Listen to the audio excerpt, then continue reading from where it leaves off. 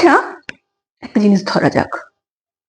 ধরুন আপনার একটা ফেরারি আছে অথবা মার্সিডিজ বা বিএমডব্লিউ।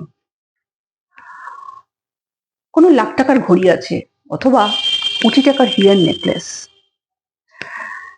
এগুলোকে কিভাবে আপনি ব্যবহার করেন? গাড়িতে জাস্ট চালিয়ে এসে রাস্তার ধারে ফেলে রেখে দেন, 3 দিন ধরে ধুলে পড়ে, লোকে তার উপর আঙুল দিয়ে স্বাক্ষর করে যায়। ঘড়িটা বা নেকলেসটা কোনো একটা পার্টি থেকে ঘুরে এসে জাস্ট ছুঁড়ে ফেলে রেখে দেন, কি হলো, ঘড়িটার গায়ে একটু দাগ লাগলো তো।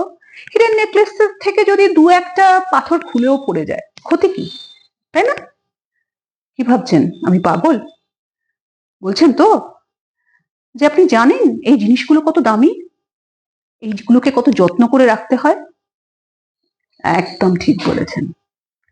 না, এরকম কোনো জিনিসই আমার নেই, কিন্তু এই সবকিছুর থেকেও অনেক বেশি দামি জিনিস, যাকে এক কথায় বলা যায় অমূল্য, সেই জিনিসটা আমার আছে।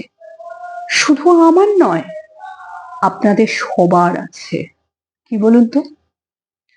আমাদের এই শরীর, মন, বোধ, বুদ্ধি, ইন্টেলেক্ট।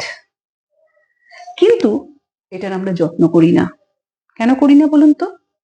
কারণ ওই যে ফেরারি, বিএমডব্লিউ বা মার্সিডিজ হিরের নেকলেস বা ঘড়ি, ওটাকে কিন্তু আপনি খুব কষ্ট করে পয়সা দিয়ে কিনেছেন।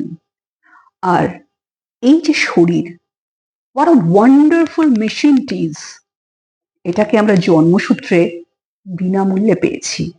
তাই আমরা জানি না ঠিক কতটা সম্ভাবনা লুকিয়ে আছে আমাদের এই শরীর, মন, বোধ, বুদ্ধির মধ্যে।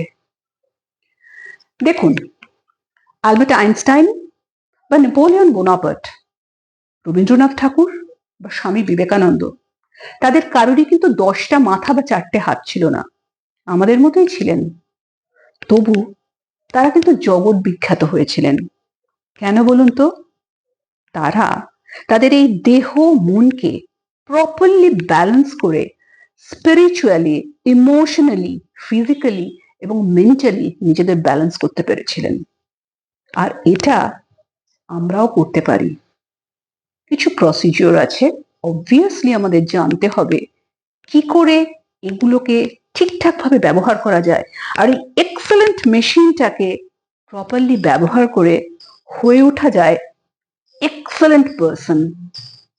এই নিয়ে পরে আরো বিস্তারিত কথা হবে। আজ তবে এইটুকু থাক, বাকি কথা পরের ভিডিওতে হবে।